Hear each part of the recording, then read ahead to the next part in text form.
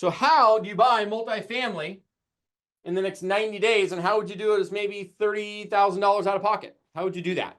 Here we are coming into the end of January. I mean, it's already almost the end of January, everybody. I mean, I love the people that say you have time. Bullshit. Like, if you keep having that mentality, you'll be 80 years old, having a conversation with your 40-year-old self, telling your 40-year-old self, I'm sorry. Like, I'm sorry I didn't go for it. I'm sorry I didn't create urgency in my life. And I thought I had more time. You don't know how much time you have. You just don't. And so the time is now. And if you want something to happen, we're going to talk about that, a little bit of mindset tonight. Because I think that's critically important. Like, everybody that's come in and learned multifamily, even come into our communities and done things, the mindset is so critically important because this is not easy, right? I mean, but it's worth it because you can make a grip of money and it can pay itself dividends generational down. So that's why you do it. You wouldn't do it just to make little pennies, okay? So, but how would you do it? How would you buy an apartment building in the next 90 days with as little as $30,000 out of pocket and control it for yourself? That's what we're going to go over. I'm going to go through a little bit of agenda. So just to kind of give you some ballpark of what we're going to go over tonight. I'm going to start with a story to get you motivated, to actually show you how this works and how to get your mindset in a place where you can go if you want to go tonight, okay? Number two, I'm going to break down exactly how you do it, like tactically buy apartments in the next 90 days with $30,000 or less out of pocket, okay? Lastly, number three is your opportunity, and your opportunity is now. And how do you take advantage of it? Here we are in January. You got a good portion of the year left. What do you do about it? And do you take action now to make those things happen, or do you keep waiting? So, has anybody heard these two quotes? Tell me if you've heard these quotes. The more hands you shake, the more money you make. The more hands you shake, the more money you make. Number two, your income is equal to the problems that you solve. So if you think about your current situation, what you do for a living professionally, and your income with that, think about the problems that you solve every day. Are they $1,000 problems? Are they $100,000 problems? Or are they $1 million problems? Because if you solve $1,000 problems, that's why you're getting paid thousands. If you solve $100,000 problems, that's why you're being paid six figures. If you solve $1 million problems, that's why you get paid or you can make millions of dollars. It is directly related to the problems that you solve. And that is the God honest truth. Because I'm going to lay it down for everybody tonight. I'm going to just keep it real. I apologize if I cuss, but sometimes I get passionate. So I'm going to share that, bring it across to you, because I can't stress the importance of mindset. It is everything. It is everything. And having people that, when they're not motivated, they will stay disciplined. Because that is the difference. If you want to know why Tom Brady, and I don't throw out Tom Brady, it's just the Patriot I know. I went to a conference about 2 years ago, a little less than 2 years ago, where he spoke at. And within 5 minutes on stage, I knew why Tom Brady was Tom Brady. It had nothing to do physically, as we know. He wasn't the most gifted physically. But his ability to stay consistently disciplined, is why Tom Brady is Tom Brady. That is why the most elite of the elite of the elite, right? The Michael Jordans, right? The Kobe Bryants, all these guys, and why people get to certain thresholds. They're just so consistently disciplined with their mindset to where when they're not motivated, they stay disciplined, right? When they don't want to get out of bed, give you a perfect example. 4:45, my alarm goes off this morning. I was tired. I could have very easily found a way to say, Alexa, snooze, right? You've all done it. We all have. Like, that's the moment of truth. Because the minute you do that, you're letting yourself down. And then you have those combined on top of each other. When you say you're going to go to the gym and you don't, you're letting yourself down. Like, you're literally creating a limiting belief in your own system. You don't subconsciously, consciously, it's happening. Every single time you do it. When you say, I'm going to lose some weight, here we are. Most people have quit their resolutions by the 21st. Usually happens by about the 14th. Because you're driving home, and then rather than going and making a meal, you stopped at, Jack in the Box. Just saying. When you create that, you're letting yourself down. And when you continue to do that, then you wonder why you don't get to where you want to go. Because you're creating these limiting beliefs in your own mind, and it's little cuts. It's like a death by 1,000 knives. Okay. So it's really critically important. Really critically important. Does anybody remember 2008?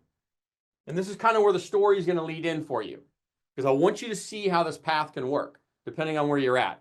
So to give you, I won't put into that real quick from 2002 all the way forward. 2007 and 8, I was at that point, I'd already kind of made it on my own. So I went into work with my family's company. I grew up in real estate a little bit. My dad was a developer builder guy. I didn't want to come out of college and go in and be like, Dad, where's my job? I wanted to go make it on my own first, and I did. So kind of at this point now I'm working with family. Well, walked right into the financial crisis of 08 and the complete collapse, right? And there were stories written about it. My dad and me, young Justin. But I watched my dad lose everything. Massive BK, lost everything, right? I mean, it was April 8th, 2008 at 8:35 in the morning. And he walks into my office and he sits down and closes the door and he says, Justin, the banks have called all the loans. They're shutting everything down. And of course, I responded. I said, well, they can't do that. Like, we have construction loans. Like, they can't just do that. And he says, I know. I told him that. And there's obviously lawsuits, but they told us sue us because they knew everybody was going down. Like, it didn't matter. Everybody was going down. So they were obviously protecting themselves at that time. That bank ended up going under anyway, so it didn't really matter. Point being is everybody was losing their ass, right?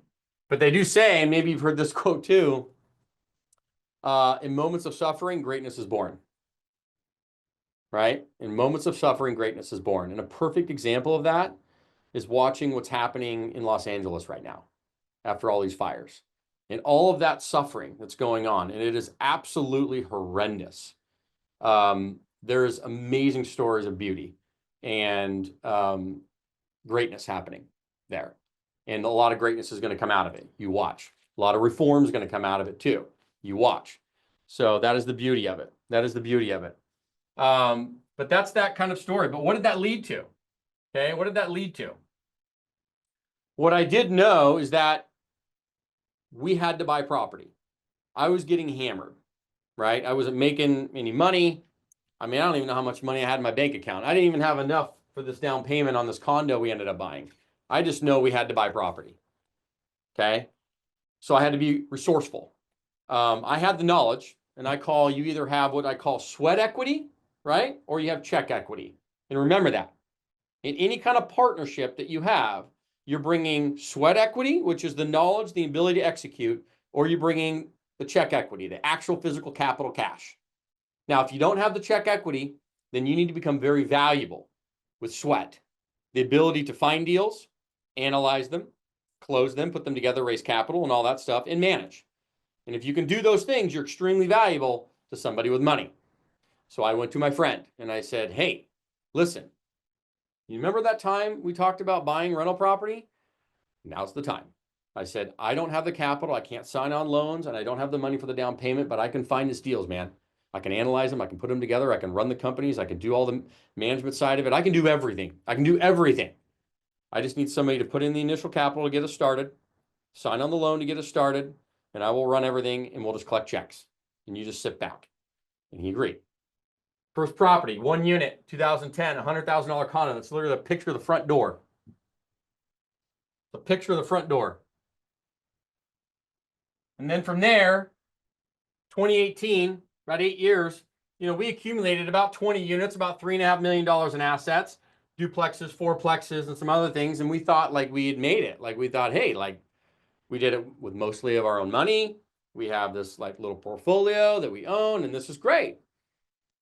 And then we started to realize, gosh, no, like we really would like to scale and grow and much more than this, but we're running out of our own money. I didn't understand how the game of money works yet. Okay, because the game of money, everybody, is not your own. It's this beautiful thing that you probably have heard, OPM, other people's money, other people's money, and syndication, which all that means is other people's money with yours, syndicating money together to go buy things together. That's all that means. So lo and behold, we're here and we want to go to the next level. And the thing you have to realize is that everybody wants to invest in real estate. So that is a limiting belief that I had beforehand, is that, oh, I can't raise money. I don't have any friends. I don't know what I can do. I don't know how to do this. I'm scared of it. I don't, but on and on and on and on and on. The minute you hear about raising money and combining with other people and syndicating and all these terms, you freak out and go into victimhood because you don't realize that you're creating this in your own brain. And everybody on here tonight, every single person on here wants to invest in real estate. Otherwise, you wouldn't be here. It's not a matter of whether you do or don't. It's a matter of, hey, do I know a deal that makes financial sense? Right? And do I have a pitch deck that'll help explain it to me? And do I like and trust the person I'm going to invest with? Right? That's really what it comes down to. Do I have a deal that makes financial sense? And do I like the person I'm going to invest with? Then investing is pretty easy. Okay. And raising money is pretty easy. So in 2018, 20 units, $3.5 million. And we're sitting there going, great, but we wanted to scale and grow. I just didn't know how to do it.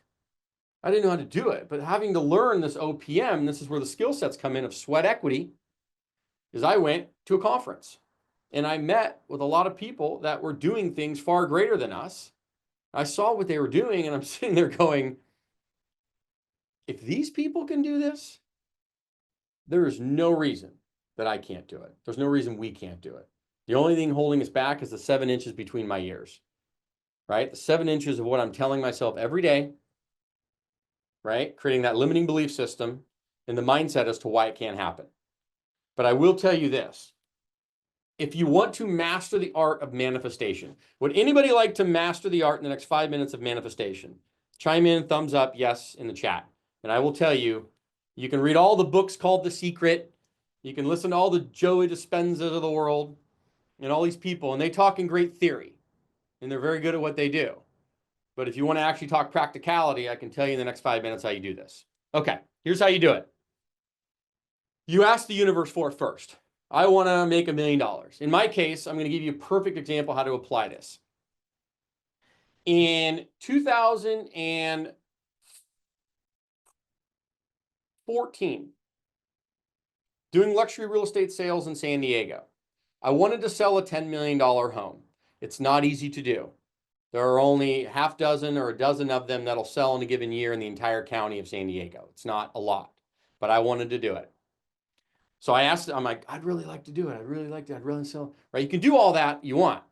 Now, the next step is you have to get your body to emotionally feel, take it from here to feeling as though it's happened. And then the question is, well, great. That's a great idea, Justin, but how do I get that feeling? This is how you do it. I literally downloaded the 20 properties in La Jolla, California that were all over $10 million. I got in my car and I started driving them pretty much 2 to 3 times a week. I would drive by them, stand and sit in front of them, look at the front door, and imagine and emotionally feel myself showing that house to a buyer, and I was going to sell that son of a bitch. And I did it week after week after week. And within about a month and a half, I shit you not, leads started coming randomly into my inbox from my website. I was getting text messages and calls. I was doing a couple little random videos of the area. People would see the videos on YouTube. They would chime in and come in. Next thing I know, I'm showing people these houses. And I ended up running into a family, husband and wife out of Newport Beach. Okay. I think they're in their 50s or 60s. Ended up showing them homes from Newport Beach to San Diego. Okay. Went and showed them a house that I'd been driving by for the last 3 months. $19.2 million house on Camino de la Costa in La Jolla, California. Put that bitch into escrow with them. That's how you do it. You have to get yourself to feel it. And the only way you get yourself to feel it is you have to put yourself in the motion. So now let's take it to apartments. Let's apply this to multifamily. How did we go from here, which is the visualization, to now 685 plus units? We're going to 10,000. But how do you get that from here to here? I had to go to a conference out in Boston, get around people, talk to people, start to feel it and see it. Then I had to come back home. I had to determine a market that I wanted to go into. One of them was Kansas City, Missouri. I'd never been there. We had a broker that I knew. I met at the event, ended up getting us out there. Now I flew out there. I took the moment. I took it from the brain in the thought, and I said, I'm going out there so I can feel it. And I met with the broker and 2 others. I toured 3 different properties with 3 different brokers, and I toured the areas of Kansas City, Missouri.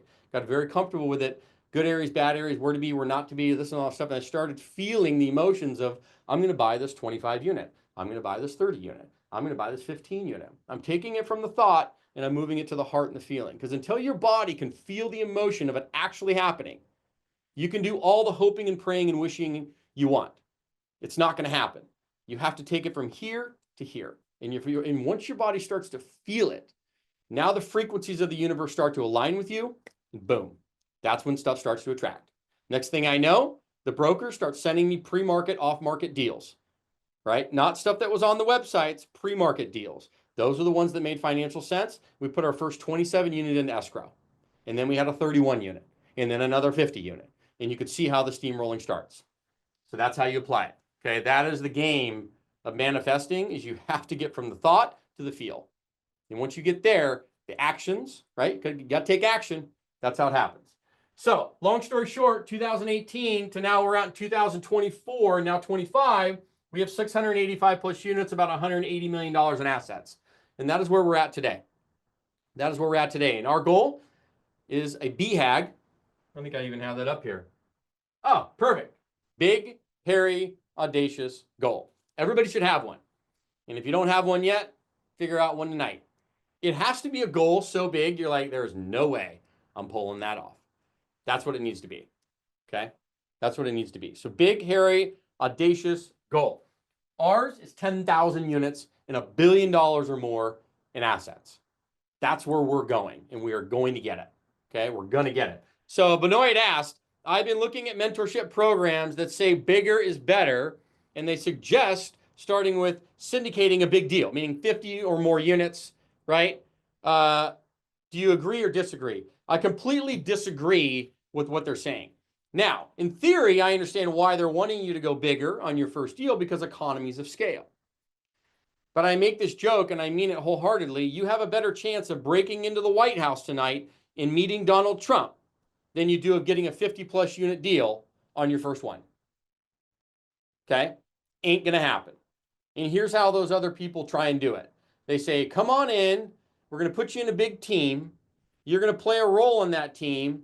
And then we're going to have a KP, a key principal, that has the glue and the ability, right, to pull down the deal. And they're going to help fund it and put it together and sign on the loans and do all the actual financial qualifications. And then you're just going to play a piece of the pond as a team member. Okay? It's just not realistic. I can't tell you how many people do that and then they get frustrated because they ain't seeing squat. First of all, there's not as many deals in that space of the big deals, number one. Number two, it's not bite-sizable. So what we always teach is somewhere in the 10 to 30 unit space for your first deal. And I'll explain why here in just a minute. The capital is easier. You're not raising as much capital. The loan, number two. Number three, you're dealing with mom and pop brokers. So the brokers will call you back. The sellers will deal with you. The lenders know that you're newer, so they'll actually consider you, and they know that you're newer, so that way they're not expecting XYZ and you having all of this resume to pull something down. That's why you do it, right? It's no different than how I started. It's no different than how other people do. You get into a couple deals in that 10 to 30 unit space, under 50 units, one or two of those. Now you have a resume. Now you can start to play ball in the 50 plus unit space, okay? You got to learn that, because there's so many things that you're going to learn when you go through it. I was just talking to one of our mentees in the community, just closed on a 22 unit in Tulsa, Oklahoma. We just had Steve Parker close on a 39 unit in Cleveland, Ohio.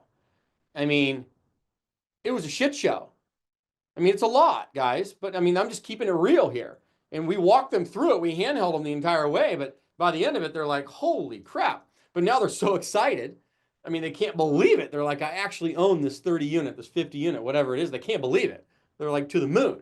But they understand that the first one is going to be your hardest, right? I mean, you're like running through a brick wall because it's a lot to absorb. Now, once you do it, now you're ready to roll. Make sense? That's why you do it. That's just keeping it real. That is keeping it real.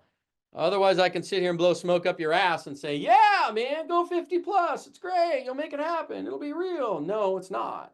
You can go say hi to Trump in the White House. If you can get in there, that's going to be easier than trying to buy a 50 plus unit. I'm just dead serious. Dead serious. That's right. Then you can take the training wheels off. That's right. That's right. I mean, even a 10, think about it. Because most people that are here, if you're here, most people have dealt in the single family space. You understand that. SFRs and maybe 1 to 4 unit duplexes, triplexes, fourplexes. That's all still residential. The minute you step into 5+ units, now you're in the game of multifamily. That concept doesn't resonate with people that well because it seems foreign, right? The financing, the capital, putting it together, more complex, blah, blah, blah. So it scares the crap out of people. And until they kind of go through that, like you said, training wheels, and they're handheld and they understand it, that's when you can go. That's when you can go. Okay. So we created a community, multifamily schooled community, right?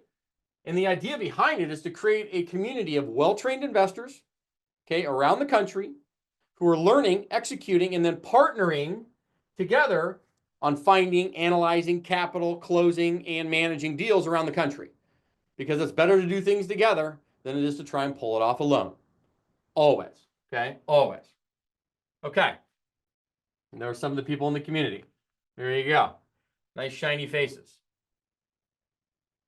Okay, so we talked about mindset, and then we talked about other things like identity. And I'm going to chat about it here right now because what's really important is that I want people that can break through and be go-getters, that can stay consistently disciplined. And it's hard. You need community, you need accountability, you need people helping, you need that, like, because we're not perfect. We're imperfect human beings.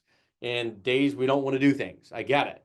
But that consistent discipline, having accountability is critically important. So the mindset, probably more important. I mean, I walked you through how I did it, right? Starting from selling houses and that mindset I had to have to break through, to doing apartments and the mindset I had to do to break through that, to go from little duplexes and triplexes and quads into bigger space. I mean, it's a mental F show, but you need people that have either done it or handheld you. I mean, I was mentored going through it, right? I mean, all you're doing is collapsing time, right? When you do this stuff, you're collapsing time. You're taking decades and turning them into a year. You're taking a year and turning it into months. What is that worth to people?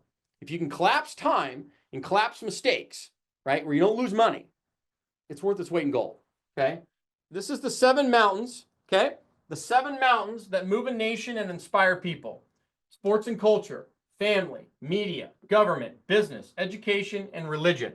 So I want to know for you, take 3 or 4 of these.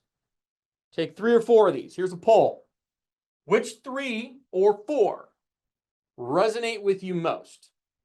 Because motivation, meaning money will get you going. It's great motivation. But once you've made it and you made some, it's not going to keep you there. But these things will. These things will.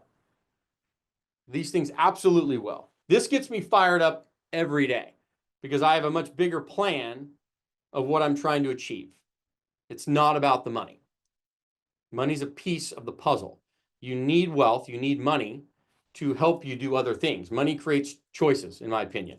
Money's choices. The more money you have, the more choices you have. It's that simple to me. So, like for myself and how this would play out, okay? So for me, business is number 1 because you need to have the money.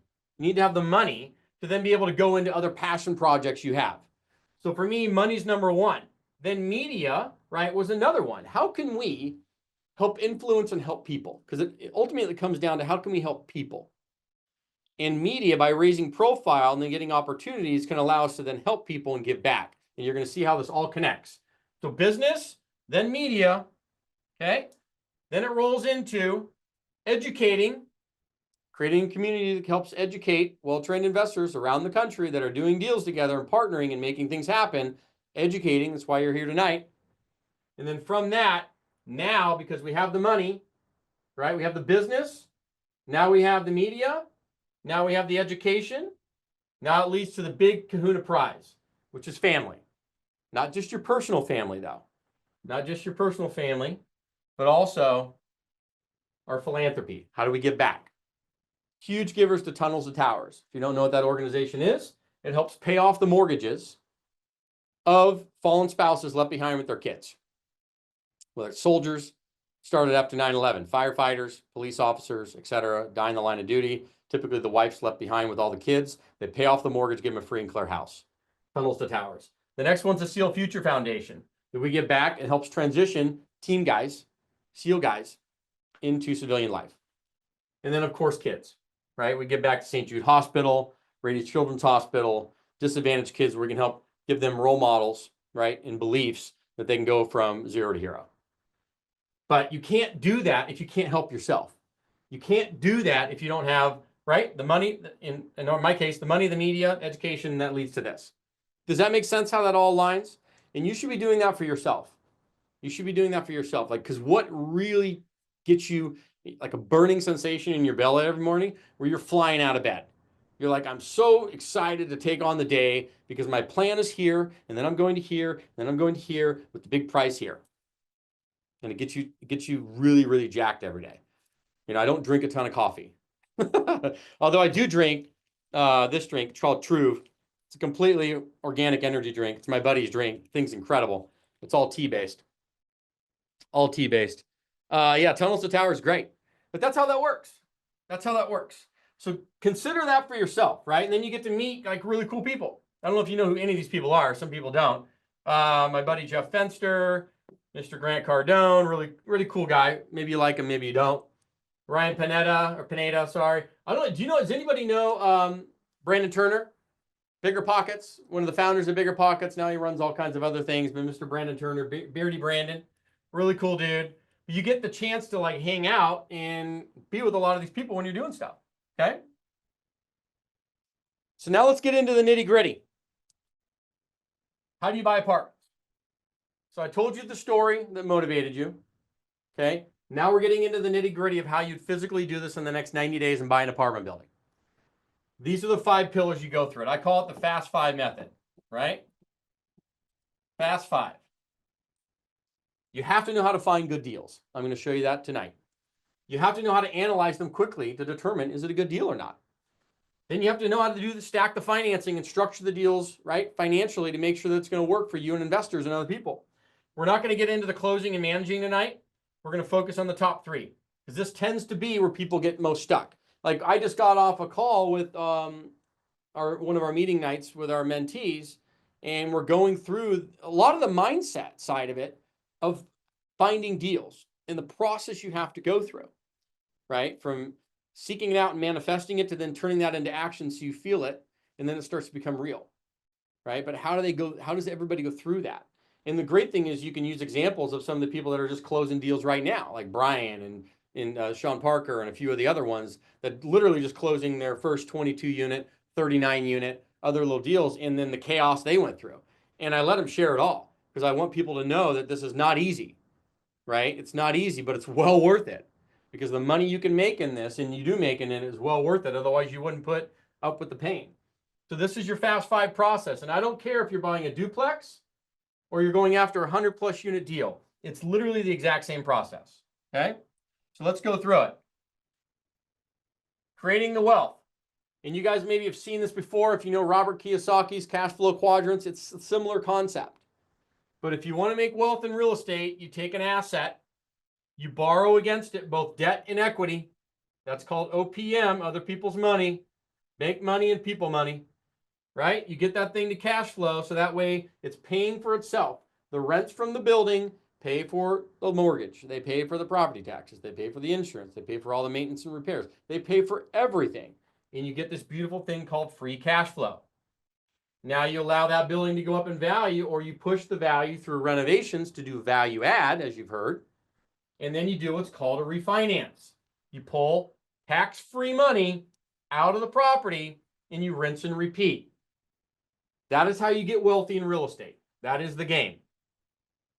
There is good debt and there is bad debt. 100. Well, first of all, Gary, I'm an introvert, believe it or not. What separates an introvert from an extrovert is not whether or not you can socialize. It's whether or not socialization gives you energy or whether it exhausts you. So for me, I put on the social face when I need to, but for me to recharge, I need to be in a quiet spot at home. So I'm technically an introvert. An extrovert would get energy and excitement. They get fulfilled and refilled from being out in public around people. That would exhaust me. I'd pass out. Like if it doesn't work. So I will do it when I have to. But for me personally, I'm more introverted, right? I have to recharge privately. That's the difference between the two. Bad debt is expensive. So bad debt is consumer debt. When you take out credit cards to go buy TVs, that's bad debt. Okay, when you take out debt on credit cards to go buy consumer products, and then you rack up a credit card bill and you don't pay it off, that's bad debt. Okay, that's bad debt. Good debt is when you take out $1 million mortgage, okay, on an asset that's appreciating and it's paying for itself. And then I get to a point I can do a cash out refinance and pull money that out tax free and rinse and repeat. That's good debt. When you take out money, you borrowed against an asset that appreciates, okay, faster than the rate of inflation, and it's fixed rate debt, that's good debt. Debt is good. Get as much debt as you can that is fixed rate debt against assets that appreciate at a rate faster than the interest rate, and you're good. You will be good in perpetuity. That is good debt. Bad debt, as we said, is consumer debt. You take out debt to go buy stupid shit that does not appreciate. It goes down, right? You go buy an 80-inch TV on your credit card and you don't pay it off, bad debt. It's bad debt, right? You go buy clothes at Nordstrom Rack on credit card and you don't pay it off, bad debt. It's a consumer product. That's bad debt. Good debt would be buying it against a real estate asset or even another asset class that appreciates. You could do bullion. You could do commodities. You could do an asset that appreciates in value at a rate greater than the interest rate or inflation rate, and you will be just fine every single time, okay? So that is the difference. That is the game of money. So why multifamily? People ask me this all the time. Why multifamily? So here's why multifamily over, say, other asset classes. Single family, right? Flipping, wholesaling, short-term rentals. There's other asset classes, and it's not that they're bad. There's just different benefits to each one. And why I know that multifamily is the best one is because of this absolute fact that is universal. People need three things. What are they? Food, water, shelter. Food, water, and shelter. And the shelter, they either rent or they own. They rent or they own. And we as a country are moving more towards a renter nation, similar to Europe, than we are an ownership nation, which means apartments are beautiful. So why multifamily? You get paid 5 to 8 times. Did you know that? Did you know that when you go buy an apartment building and you put it together for you and other investors, right? And you work hard and you do all of it, you get to get paid 5 to 8 different times throughout the ownership and life cycle of that apartment building. Did you know that? Yes or no in the chat? Because most people think, oh no, I just wait for the cash flow and it shows up. And no, that's just one way. That is one way, okay? That is one way. The economies of scale. Why would you go buy 10 single-family homes all spread out in a neighborhood versus buying one 10-unit apartment building that's got one roof, maybe one set of water heaters, okay, one insurance policy, one mortgage, right? When your tenants move out, like if your tenants move out of a single-family house, you go from 100% occupied to 0% occupied overnight. One person moves out of my 10-unit building, I go from 100% to 90%. I'm still paying all the bills and the mortgage and cash flowing. That's the difference. Economies of scale. It's easier to finance. You can literally go get $1 million mortgage on an apartment building easier than a $300,000 house loan. Do you understand why? It's the income approach. When you buy an apartment building, you are buying a business. It is its own operating business. It has revenue, it's got expenses, and it has a profit known as net operating income. That net operating income pays the bank. So as long as that net operating income is good enough, the bank will throw the money out the front window into the front window of your apartment building as fast as they can, because they need to lend money. They want to give you money. They just need to know that they're going to get their money back. And they leverage the asset, the apartment building, and not you. So they're not looking at your financials as much. They're not doing a dissection like they do when you buy a house. Okay, what they will do is they'll look at the property's financials. They'll take a look at yours a little bit, just make sure you're not a fraud. But they want to make sure the property itself can sustain itself. That way, if they ever have to do anything, you're irrelevant. Peace out, I got the property. That's the difference. So they will gladly give you the money if the net operating income benefits it. Okay, and I'm going to break that down in a minute. Right? Generational wealth. Everybody talks about this. Let me ask you this. What does generational wealth mean to you? But when people think about generational wealth, yeah, it's taking that asset and being able to pass that along, or the income that comes with it.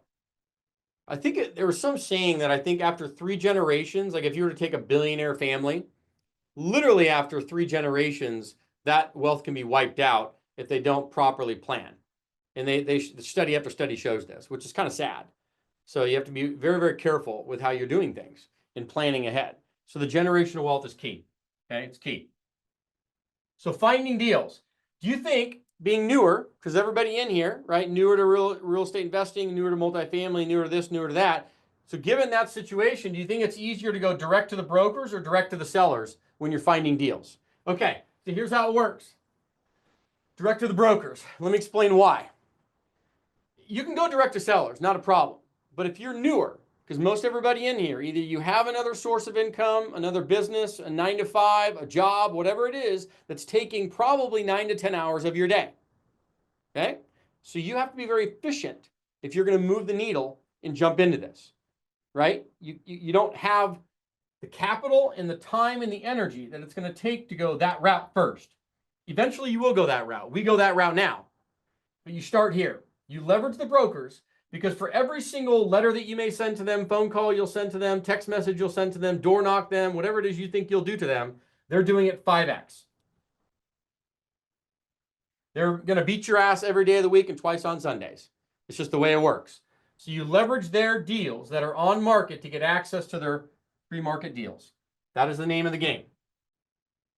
It is this. Because just so you understand how the commercial industry works, it is not like residential where you can see everything on Zillow, Trulia, Redfin, Realtor.com. That is not the world of commercial real estate and multifamily. Most of it is held close to the vest, pre-market. It never sees the light of day of websites. And it breaks down similar to this, 40-60. So if you go on LoopNet, Crexi, CoStar, any of the websites, you're only seeing about 40% of the actual inventory available for sale.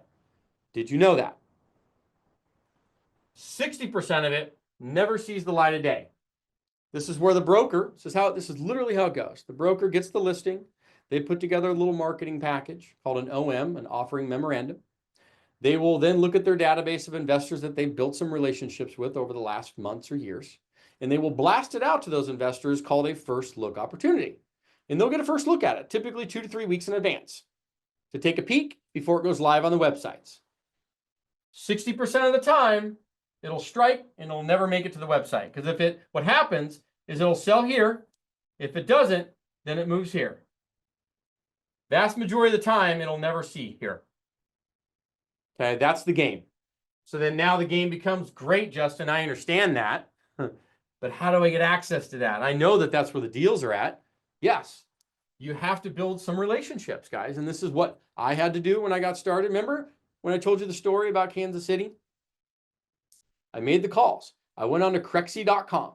I saw 3 different apartment buildings represented by 3 different brokers, and I made calls to them. And I introduced myself, and I said, I'm going to be coming out there in a couple of weeks, blah, blah, blah, blah. I want to take a look at these properties. Looks like you're representing this one, you're representing this one, you're representing this one. And then I went out and I toured them, and I shook hands, belly to belly, eyeball to eyeball, got to know them. I knew that those deals weren't going to work because they were on the websites. They didn't make any sense. When I underwrote them, I'm like, this guy's smoking some good juju. Right? There's no way it's selling for that because the financials tell me it's not selling for that.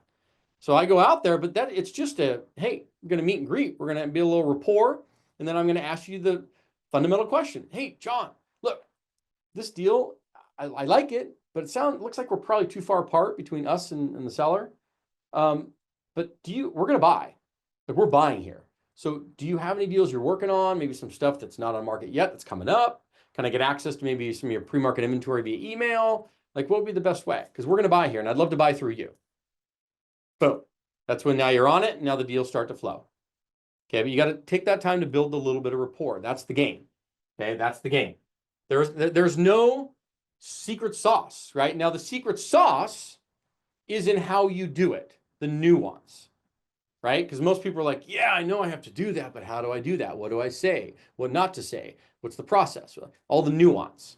That's the stuff that we coach and teach and do everything with. Okay, that nuance is critical, right? You got to know that stuff. That's part of the sweat equity. You got to know the skills. You have to become valuable to somebody with money if you don't have it. That's how you do it. Okay. Beautiful. Okay. Analyzing deals. Showed you how to find them. How do you analyze? It's all about net operating income. Remember I said these things are like their own business. They have revenue, expenses, and then they have profit. That profit is known as net operating income. Now, the power of NOI. I can't stress this enough. If you can increase, let's take a 10-unit building.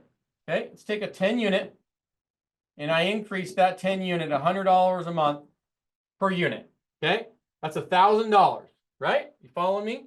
10-unit building, I increase the rent on each unit $100 a month. That's $1,000 a month boost to the net operating income of that building. Simply by doing that, I'm adding $220,000 in value to that building. Because the value of a building is not determined by comparables in the neighborhood of how it feels. It's determined by financials.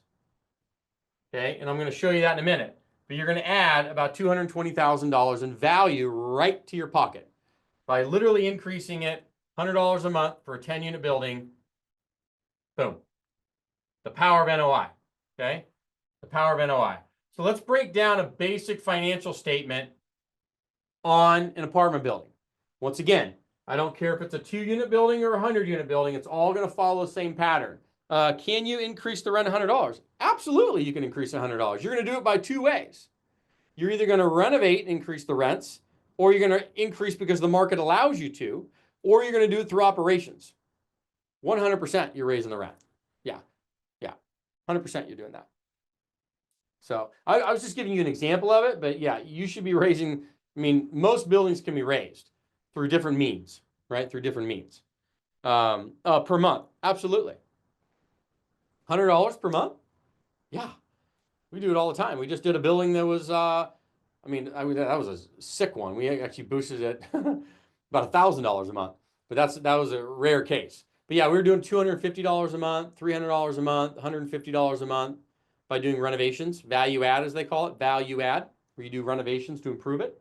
Just like flipping a house, you flip an apartment building, and by doing that, you increase the value by increasing rents. Okay. So here's your basic financial statement. You take the gross income of the building, total rents. You remove what's called economic loss. This includes physical vacancy, what's called loss to lease. I'm not going to get into the crazy details. Bad debt, concessions. Bad debt means people aren't paying rent. Concessions means I'm having to give people money to move in. Loss to lease means if my market rent is $100 and I'm getting paid $90, if my market rent is $100 and I'm getting paid $90, I have a $10 loss to lease. That's what that means. So by taking all that out, you add in other income. This could be pet rent, parking income, admin fees, late fees, all these other incomes you add in. And that gets you what's called effective gross income. Okay, effective gross income. Take out your expenses, property taxes, insurance, repairs and maintenance, make ready, property management fees, on and on and on. Now you get to that beautiful number again. Remember I said net operating income. That's your profit, essentially, before debt. And then you value the building like this. The value of the building equals the net operating income over what's called a cap rate. Now, cap rates, I think they're a fugazi. Do you know what a fugazi is? They're kind of determined in the marketplace by some sales, by brokers, by some fundamentals, financials. But to figure out what they are, there's different ways to do that. We teach how to find the cap rates for a market. You can also talk to the brokers who know that data inside and out. But the point being is net NOI over cap rate gets you the value of the building. So that's why if you boost that, you boost this. You boost that, you boost this. Then you're going to take out your debt service. So your mortgage comes out after this net operating income number.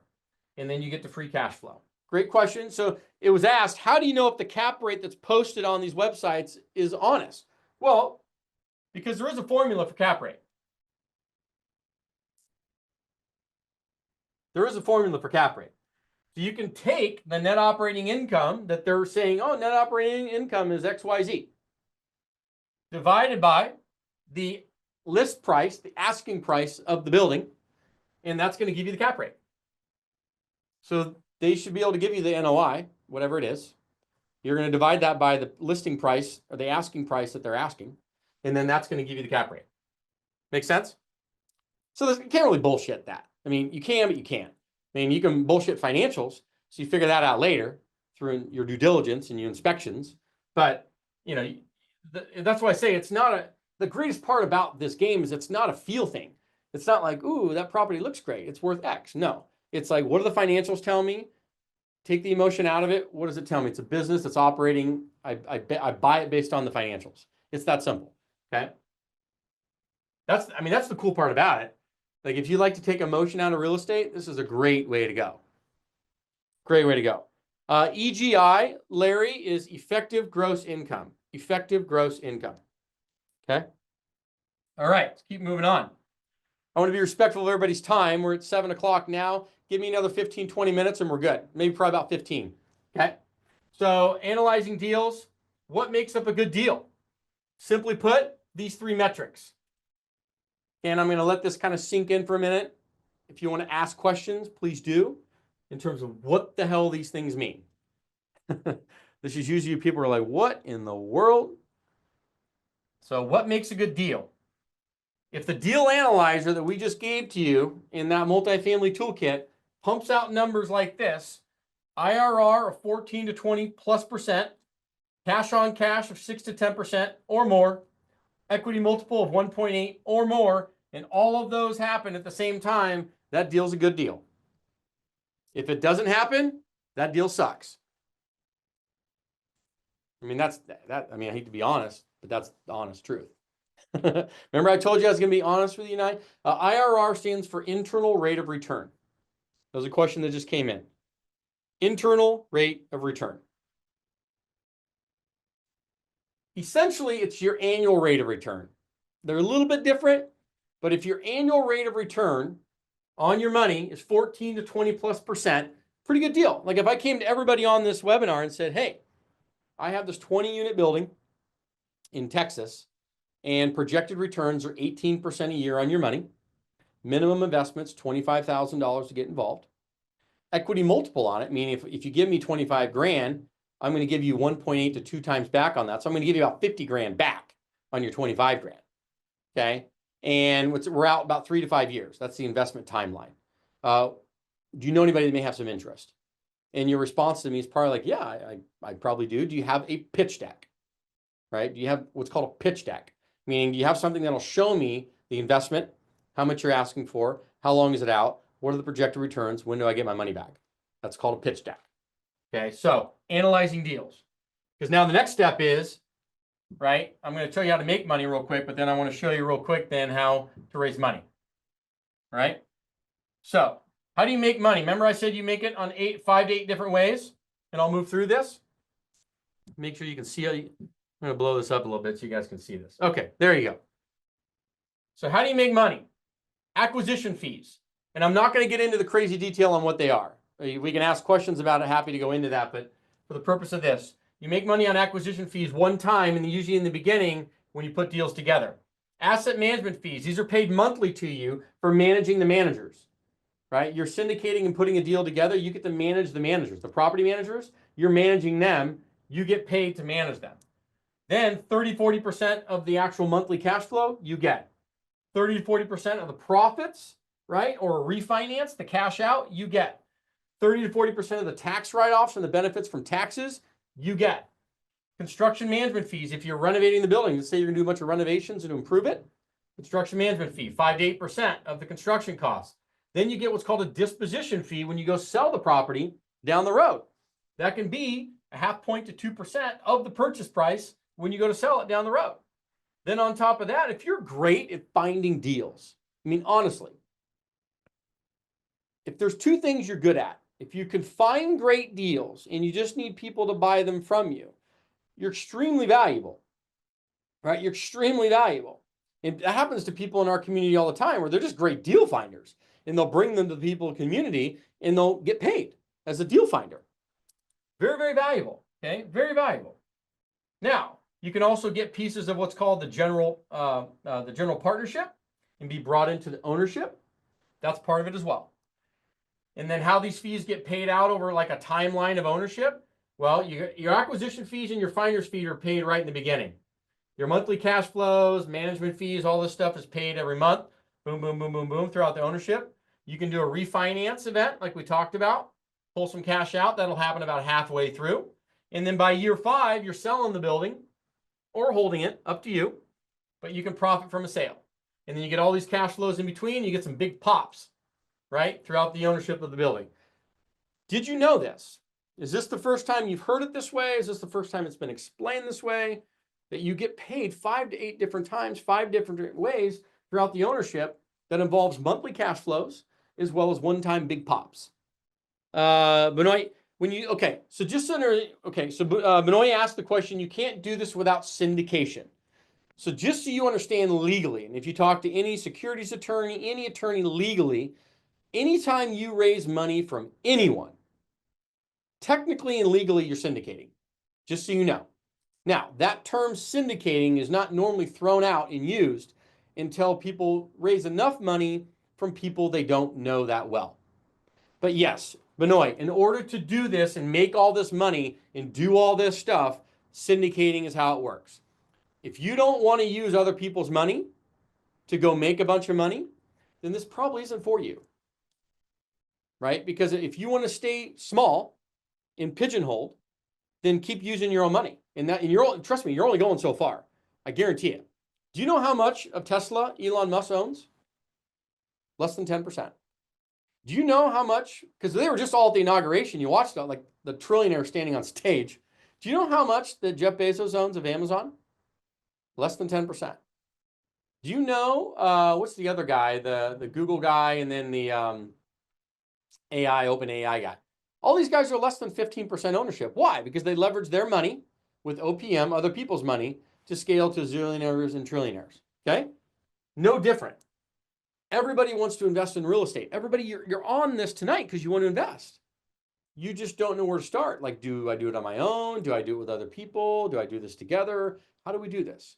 And what I'm trying to preach to you is that the game of OPM, if you're trying to do this and get wealth and do all the things you wanted, everybody named on here what you wanted, right? But how bad do you want it? Like, how bad do you want it? What are you willing to do? What's your mindset for it? Because if you want to do it, we can do it.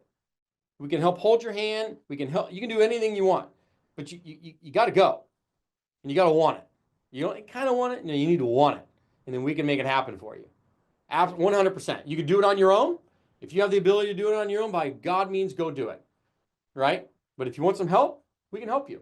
Okay, we can help you. But that's how the money timeline works. That's how the money timeline works. How much do you need? I'm going to show you that right now. You could probably do this I'm going to show you a deal that I literally made almost $600,000 on, and I had $18,000 out of pocket. I'm going to show you a case study, okay? You're Canadian and would need a visa to be a GP in syndication. Yes. This is a joke, by the way. But if you become the 51st state, I'm kidding. So yeah, we have Canadians invest. So what they do is they put money into U.S. banks, and then they go through that bank. That's how they do it, FYI. So there are ways to do it. When do you have to pay your comp? I don't understand that question, Steve. Ask it some more, and we'll put it in there. How much do you need to get started? Literally, if you like $20,000 to $30,000 is a good place to start to be able to invest into a deal and control it as a general partnership. And I'm going to show that. So raising money, the 3 things to raise money. You need a deal that makes sense. We already talked about that. You need a pitch deck that explains what the deal is. And then you need a process when somebody raises their hand and they said, hey, I'm ready to go. How do you bring in their money? How do you put it into the bank account? Legally and structurally, right? So that's kind of the high levels of how you raise money. Now, let me break down a deal for you, because this is going to answer a lot of the questions a lot of you have right now, okay? I'm going to take a basic 10-unit deal. It's $1 million deal. It's $100,000 a unit. You're going to go get a 70% loan. $700,000 loan from a commercial lender. We have plenty of lenders in our network, finance deals all day long. Then you're going to bring in 30%, about $300,000 in equity. That's your down payment cash to close on the deal. Now you may be asking yourself, well, Justin, I don't have $300,000. And my response is, I know you don't. That's okay. Neither did I. So here's how that works. You are responsible for about 10%, about 30 grand. But it gets better. Hold on. The OPM, this 90% or 270,000, can come from multiple sources. Seller financing, private lenders, friends and family, people you know, people you don't know. There's ways to raise the money. Trust me. Once again, if you want to raise money, you need three things. A deal that makes financial sense. If you don't have a deal that makes financial sense, you're peeing into the wind. You're not going to raise any money because nobody's going to give you money. They're going to keep it in the stock market or bonds or CDs. They're not going to put it into a multifamily building if your deal stinks. So deal that makes financial sense, a pitch deck, and a process, and you'll raise money. Okay? We teach all that. So that's how that game works. So 10% from you, 90% from everybody else. And the cool thing is, remember I said you get paid. So your first way is what's called an acquisition fee that's going to come out literally at the close of escrow. You're going to put $30,000 into the deal. You're going to get $20,000 to $30,000, literally Peter to pay Paul, coming in and out of bank accounts. Boom. So if you get 20 grand and you put 30 grand in, how much are you out of pocket? $10,000. And that is not like rare. Happens all the time. And how would this deal structure? Here's how the deal would structure. Here's your little pretty apartment building owned inside of an LLC. You are the general partner in the deal. You're controlling the deal. Limited partners are everybody else. This could be an investor, could be private lender, could be seller financing, could be all the above. Here's your limited partners. Here's you. You bring in 10% of the money, you get 30% of the deal. You're getting 3x on your money, right? You bring in 10%, you get 30%. Now, the cool part about it over here, you get to double dip. And this is adding a layer to things you've probably never heard before. You get to double dip because you are actually your own investor in your own deal too. So not only do you get this, you also get this. That's the beauty of being a general partner in syndicating. You don't do this to stay poor. You do this to make a lot of money. And you make a lot of money. Remember at the very beginning, what did I say? What was one of the top two quotes?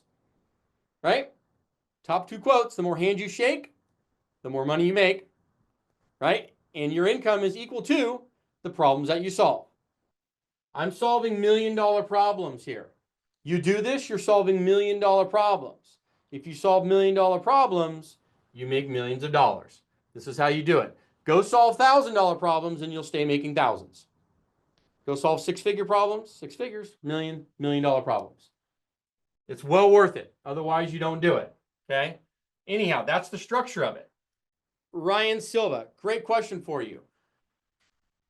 This will answer your question. So can you raise 100% of it? So Ryan was asking, can I raise 100% of the money and not bring in this 10%? The answer is technically yes. But if I came to everybody on this webinar and I said, hey, everybody, I have this 10-unit apartment building. Projected returns are 18% a year on your money, blah, blah, blah, blah, blah. It's $25,000 minimum investment. And you're like, oh my gosh, I love it. I love you, Justin. This is a great deal. I'm totally in for $25,000. And then you ask me, Justin, how much are you guys putting in? And if my response to you is, well, we're not putting anything in. You guys are putting it all in. Are you going to be giving me money? Probably not, right? Because you want me to have skin in the game, right? Otherwise, if you can convince somebody, then you are a great salesperson. But I can tell you this, I would never invest with any syndicator or anyone that does not have skin in the game. No way, no hay. No way, no hay. Because I need integrity is critical for me, and I need to make sure that their money's in it, and they can lose their ass too. Okay, because things can go wrong, and I want to make sure they're going to be there in the firefight when things do, and if they do. Okay, that is why, Ryan. If you can convince somebody to give you money and you're not putting any money in, God bless you. You technically can. It's just not likely. Not likely. Great question, though. If I found a few 12 to 14 unit complexes that are just a little over $1 million after running numbers, this is a great question from Mike. if I did it correctly, seemed only cash flow around 21K a year. Is that around normal return on the $1 million? Well, it's not $1 million what you put in. Your investors probably only put in 30% of that, right? 300 grand. But I'd have to look at the data, the numbers. But on a cash on cash return, I mean, a 6% on 300 grand would be, what is that? I'm sorry, 6% on 300 grand. Is that 180,000? No, 18,000? Is 18,000? Is that right? 18,000. Yeah, thought I had it right. I was going to put a zero in there. Yeah, see, I mean, you're at over 6% cash on cash. Not bad. That's cash on cash. That's not IRR. It's cash on cash. Yeah, so just keep in mind, you can put in however percentage you want. There's no like minimum up, down, okay? But you got to put in something. And the more money you put in, the more the deal you get. Okay, the more money you put in, the more the deal you get. But keep in mind, you're trying to scale your money. OPM, OPM. You want to put in as little as you can to get the most you can. Because a lot of your work comes in putting it together, managing it, running the show, doing the deals, making it work, making everybody money. And when you make a bunch of money for everybody else, you get to make a bunch of money too. And your scaling of money is 10x what your investors are because you're doing all the work. That's why you get paid handsomely. Okay. So that is the beauty of the structure. Once again, you learn all this stuff, a lot to kind of absorb tonight. So I just want you from a high level to understand you make a crap load of money. Like if that's the only thing you take away tonight, you can make a crap load of money. That's why you do this. Okay, that's why you do this. And I'm trying to give you some weeds, but not too much because I don't want to overload you where your brain pops off your shoulder tonight. Okay, but you have to learn this stuff. Once again, sweat equity or cash equity. If you are very knowledgeable in how to execute this process, you are extremely valuable to people with money. Like I am extremely valuable to people with money. Because I solve $1 million problems for people with capital who don't want to put up with this shit and they don't want to manage it, but they want somebody they trust who they can do it with. I'm extremely valuable because I can bring a skill set to the table most people can't. So that makes me extremely valuable to people with money. You see where I'm going with it? That's why it's so critical that you become extremely knowledgeable so you're extremely valuable. You're solving $1 million problems. Okay. Beautiful. How do I calculate IRR? That's all done in the tablet in the Excel spreadsheets and the deal analyzers. It's a complicated formula. Don't worry about it.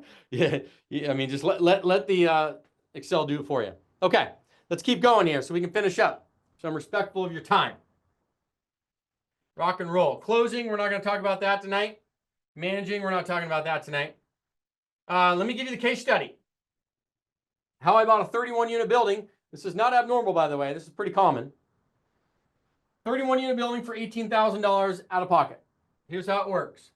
And all we're doing is I'm going to show you literally what happened that I just showed you. So we bought a 31-unit building for $1,525,000. We put $400,000 to renovate that building. $225,000 in closing costs, so we're all in at 2.1, some change. We went out and got a loan easier than getting a house loan. We got this loan easier than getting a house loan, 70% loan. We brought in $645,000. That is our down payment equity, 30%. I brought in 10%. That's 64 grand. Raised 581,000 from 7 people. 7 people. These were friends and family, people I knew, some people I didn't know. Now I got a 3% acquisition fee for putting the deal together. That was $45,000. I put in 64, I got 45 back at the close of escrow.